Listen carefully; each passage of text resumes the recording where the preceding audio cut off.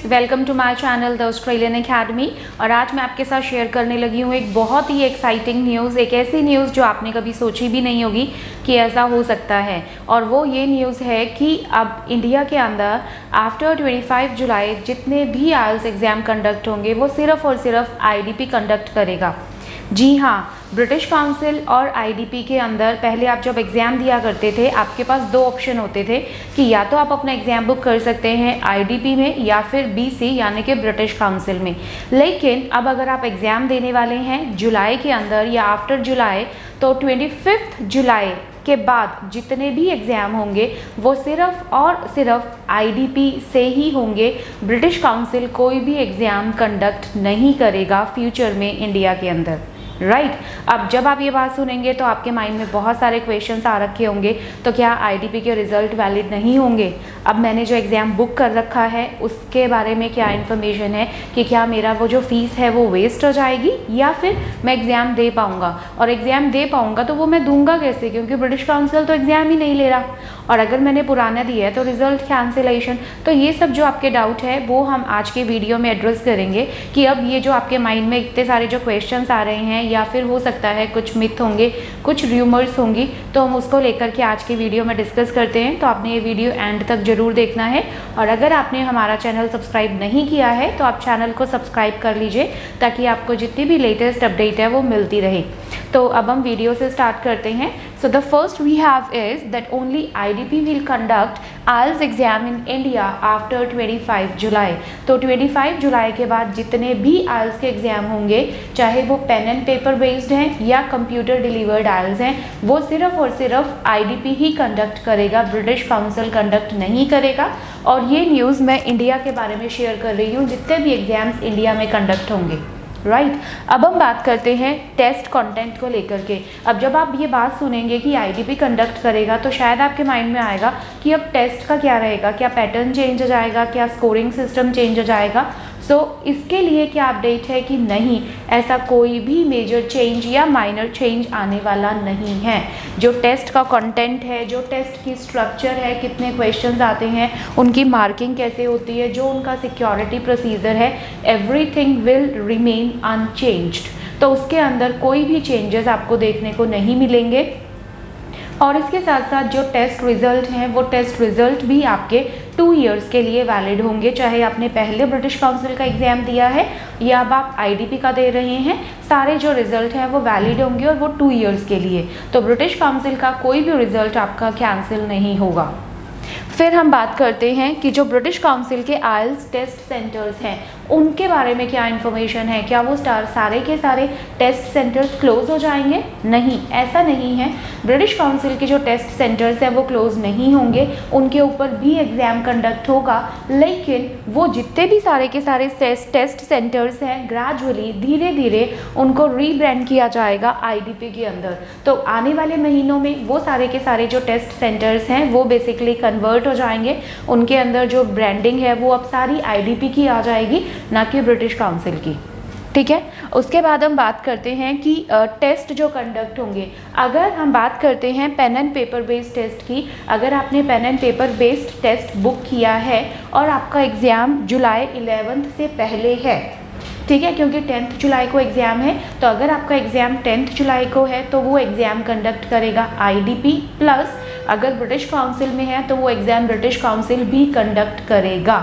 लेकिन अगर हम बात करते हैं कि आपका एग्ज़ाम 10 जुलाई के बाद है, चाहे वो 24 जुलाई को है या अगस्त की किसी भी डेट को है, और आपने ऑलरेडी एग्ज़ाम बुक किया हुआ है, तो वो सारे के सारे एग्ज़ाम आपके ऑटोमेटिकली ट्रांसफ़र हो जाएंगे आईडीपी के अंदर। तो आईडीपी की जो टीम है वो आपको इन्फॉर्मेशन फॉरवर्ड करना शुरू कर देगी 7 जुलाई से। 7 जुलाई से आपके पास सारी अपडेटेड इन्फॉर्मेशन आ जाएगी। जो आपने ब्रिटिश काउंसिल में एग्ज़ाम बुक किया हुआ है वो ऑटोमेटिकली आपका ट्रांसफ़र हो जाएगा आईडीपी के टेस्ट सेंटर्स पे। तो आईडीपी का जो कैंडिडेट एरिया है उसकी लॉगिन डिटेल्स है, टेस्ट की डिटेल्स है, वो सब की सब आपके पास आईडीपी ईमेल करना शुरू करेगा 7 जुलाई से। और अगर मान लीजिए आपका मन होता है या आपका इंटरेस्ट है कि नहीं मैंने एग्ज़ाम नहीं देना, मुझे तो बीसी में ही देना था, ब्रिटिश काउंसिल में ही, तो अगर ऐसा कुछ है तो आप अपना एग्ज़ाम कैंसिल करवा सकते हैं। एग्ज़ाम कैंसिल करवा के आप रिफ़ंड ले सकते हैं, लेकिन अल्टीमेटली आपके पास कोई ऑप्शन नहीं है क्योंकि होना आईडीपी का ही है। तो ऑटोमेटिकली शिफ्ट हो रहा है तो ठीक है, अदरवाइज आप कैंसिल करवाएंगे then you can rebook in IDP, that is your choice. ठीक है, तो 11 जुलाई से पहले के एग्ज़ाम जो हैं वो ब्रिटिश काउंसिल और आईडीपी दोनों कंडक्ट करेंगे। और अगर हम बात करते हैं सीडी आइल्स की, दैट इज़ कंप्यूटर डिलीवर्ड आइल्स, तो ब्रिटिश काउंसिल कंप्यूटर डिलीवर्ड आइल्स के जो एग्ज़ाम है वो 24 जुलाई तक कंडक्ट करेंगे। तो अगर आपने कंप्यूटर डिलीवर्ड आइल्स बुक किया हुआ है इंडिया के अंदर 24 जुलाई को या उससे पहले, तो वो एग्ज़ाम कंडक्ट होगा ब्रिटिश काउंसिल में। और अगर आपने कंप्यूटर डिलीवर्ड एग्ज़ाम देना है आइल्स का 24 जुलाई के बाद 25 जुलाई को या कभी भी, तो वो सारे के सारे एग्ज़ाम अगेन ऑटोमेटिकली आईडीपी में चेंज हो जाएंगे, उसमें कन्वर्ट हो जाएंगे और आईडीपी ही हर एक चीज़ में अब डील करेगा, आगे ब्रिटिश काउंसिल नहीं करेगा। फिर हम बात करते हैं टेस्ट रिज़ल्ट्स की। अगर आपने अपना टेस्ट रिज़ल्ट चेक करना है या आपको अपना टीआरएफ चाहिए, तो ये जो सारी की सारी चीज़ें हैं, चाहे वो टीआरएफ है या आपने रिज़ल्ट चेक करना है, तो 11 जुलाई के बाद ये सारी एक्टिविटीज़ भी जो होंगी वो सारी आपको आईडीपी के पोर्टल पर ही करनी होंगी। तो रिज़ल्ट आप आईडीपी के पोर्टल पर चेक करेंगे। और टीआरएफ अभी क्या हो रहा है, IDP what is doing in that corona pandemic, IDP आपके रिज़ल्ट की हार्ड कॉपी नहीं भेज रहा आपको। आईडीपी का रिज़ल्ट आपको पीडीएफ अवेलेबल होता है, जबकि ब्रिटिश काउंसिल की हार्ड कॉपीज़ आती हैं, लेकिन 1 अगस्त के बाद। तो अगर हम बात करते हैं 1 अगस्त के बाद अब ब्रिटिश काउंसिल नॉन फंक्शनल हो जाएगा। तो इसका मतलब जितने भी आपको टीआरएफ होंगे या जो हैं वो सब आपको पीडीएफ अवेलेबल होंगे आईडीपी की साइट पर, ना कि ब्रिटिश काउंसिल आपको सेंड करेगा। ठीक है, और हम बात करते हैं EOR, that is inquiry on result. तो कुछ स्टूडेंट्स होते हैं जो अपने रिज़ल्ट से सेटिस्फाइड नहीं होते और वो री इवैल्यूएशन के लिए अप्लाई करते हैं।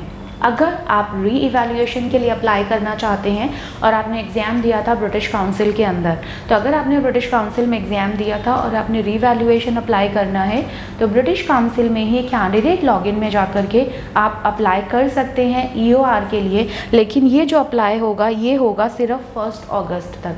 1 अगस्त के बाद अगर आपने कोई अप्लाई करना है EOR के लिए, तो भी वो आपको आईडीपी के थ्रू ही करना पड़ेगा, ब्रिटिश काउंसिल के थ्रू आप नहीं कर पाएंगे। ठीक है, सो आई होप आपको सारी इन्फॉर्मेशन क्लियर हो गई है। तो आपको कोई डरने की या घबराने की बात नहीं है, there is nothing. It is basically they are making this test more secure, they are making it more reliable also, and in fact earlier people were having so many confusions and so many misunderstandings कि हमने IDP से exam देना है या British Council से। Why? Because there were 2 organisations, there are right now in the date of today also, कि 2 organisations है, तो वो एक कन्फ्लिक्ट रहता था आईडीपी देना ब्रिटिश काउंसिल। लेकिन अब ये कन्फ्लिक्ट ही ख़त्म हो जाएगा। अगर आइल्स देना है ऑब्वियसली आईडीपी, और कोई ऑप्शन ही नहीं है। ठीक है, तो मेरे ख्याल से ये बेटर अपॉर्चुनिटी रहेगी टेस्ट टेकर्स के लिए, और पूरे कॉन्फिडेंस से आपने एग्ज़ाम देना है ताकि आप उसे क्लियर कर पाएँ।